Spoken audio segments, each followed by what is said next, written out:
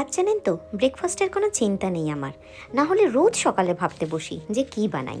কাল যে আলু মেথি করেছিলাম, যে এক্সট্রা শাকটা কেটে ফেলেছিলাম, আজ সেটা দিয়েই কাজ সেরে ফেললাম। কি করে বলছি, জলদি বানিয়ে ফেলেছি আজ মেথি পরোটা।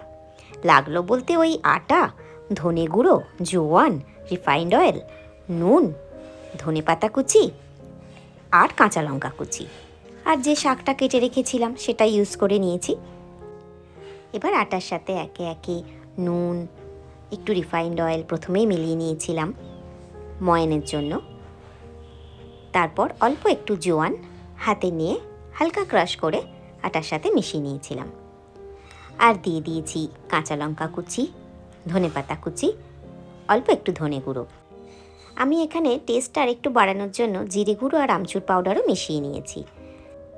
এবার কেটে রাখা মেথি শাকগুলো আটার সঙ্গে মিশিয়ে ভালো করে সমস্ত মশলাগুলো আটার সঙ্গে প্রথমে মিশিয়ে নিয়েছিলাম।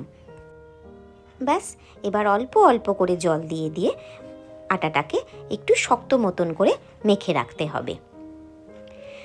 যেই আমার একটা ডো তৈরি হয়ে গেল, একটু টাইট অবস্থাতেই রাখতে হবে ডোটা। আর অল্প তেল ওতে মাখিয়ে একটা পাতলা পরিষ্কার ন্যাপকিন দিয়ে চাপা দিয়ে রেখে দিন।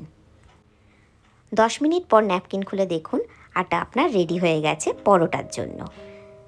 ব্যাস, এবার আর কি, আটার থেকে অল্প অল্প করে লেচি কেটে আটার সাহায্যে বেলে ওগুলো পরোটার আকারে শেপ দিয়ে তাওয়া গরম হলে তাতে একটু রিফাইন্ড অয়েল কিংবা ঘিও দিতে পারেন, দিয়ে এবার পরোটাগুলো একে একে ভেজে নিন এপিট ওপিট করে।